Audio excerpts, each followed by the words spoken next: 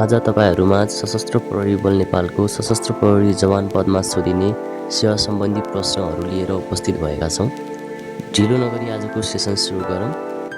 प्रश्न नम्बर 1 मा रहेको छ सशस्त्र प्रहरी जवान कुन श्रेणीको पद हो? जसको उत्तर रहेको छ राजपत्र अनङ्कित चतुर्थ श्रेणी।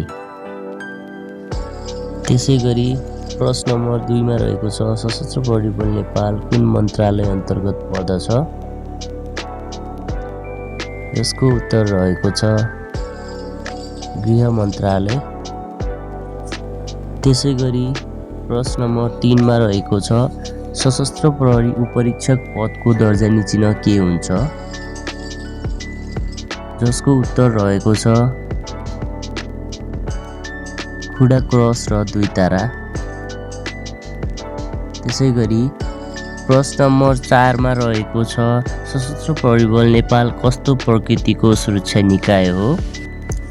जसको उत्तर रहेको छ अर्धसैनिक प्रकृतिको। त्यसैगरी प्रश्न नम्बर 5 मा रहेको छ सशस्त्र प्रहरी बल नेपालको पहिलो महानिरीक्षकको नाम के हो? जसको उत्तर रहेको छ कृष्णमोहन श्रेष्ठ।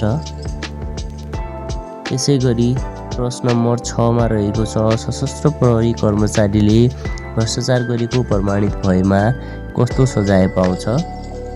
जसको उत्तर रहेको छ भविष्यमा सरकारी सेवाको निमित्त अयोग्य ठहरिने गरी सेवाबाट बर्खास्त।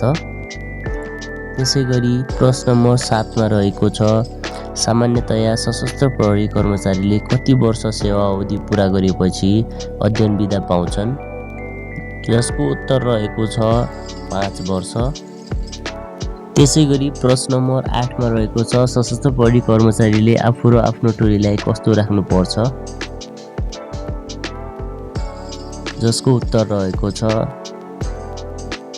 सचेत र सतर्क।